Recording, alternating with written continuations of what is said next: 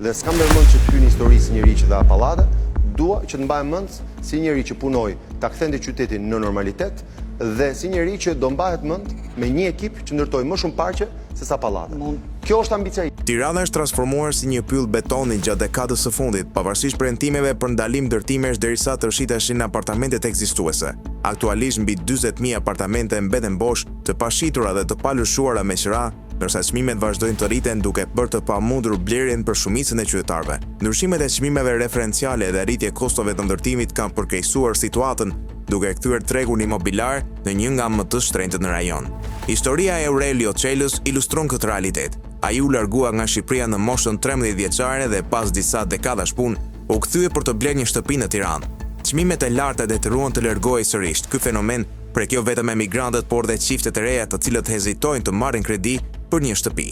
Pavarësisht rritjes së ndërtimeve, oferta nuk ka sjellë ulje çmimesh për një ekonomi spekulative që mbështetet në pastrimin e parave. Ndërtimet kanë filluar pas vitit 2015 me një rekord prej 1.8 milion metra shkatror leje ndërtimi vetëm në vitin 2022. këtë ka miratuar kulla shumëkaqe si ato në rrugën Dritan Hoxha me 44 dhe 55 kate. Pavarësisht kësaj, plani urbanistik i qytetit është vetëm një tuf letra sipas urbanistëve, duke lënë hapësira për ndërtime kaotike pa infrastrukturë mbështetëse si rrugë, shkolla dhe parqe.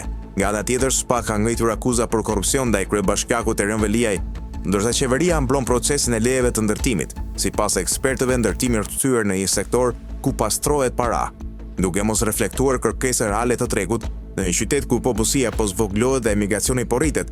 Ndërtesat luksoze që ngrihen mbi lagjet amortizuara tregojnë kontrastin e thelluar ekonomik dhe social të Tiranës.